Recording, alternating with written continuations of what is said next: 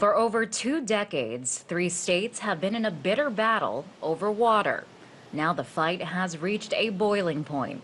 There's certainly an issue about whether there's enough water for everybody. Georgia, Alabama, and Florida all have a stake in the Apalachicola, Chattahoochee, Flint River system. It's the source of drinking water, fishing, business, and recreation.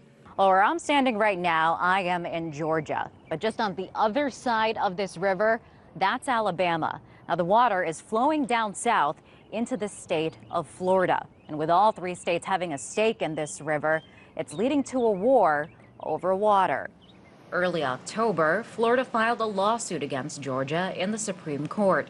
The Sunshine State charged its northern neighbor with using too much water. Florida says Georgia's water consumption is drying out business for oyster farmers.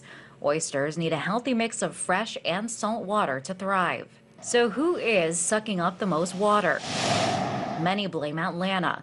The city is growing, and so is its thirst for water. Over time, as population growth has come, as climate change is coming, we're starting to stretch our water resources, particularly in periods of drought. But outside Florida, experts keeping an eye on the water level of the Chattahoochee River say it's not all Atlanta's fault. I think there's a lot of climate change trends. We see less rainfall in the area over the last 10 years, and that certainly affects the flow into Apalachicola.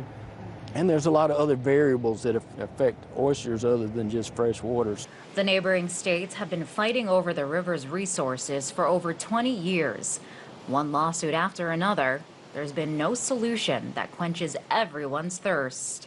It's not very often that they come to a consensus around something that both people have some give and take in. You either win or lose usually in court. You think of the cost of 23 years of litigation, and then the federal agencies that are involved, it's enormous. For the most part, the river is regulated by the Army Corps of Engineers.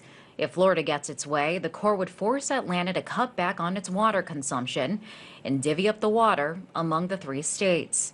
But some that have a stake in the river still hold out hope that the dispute can be settled outside of the courts.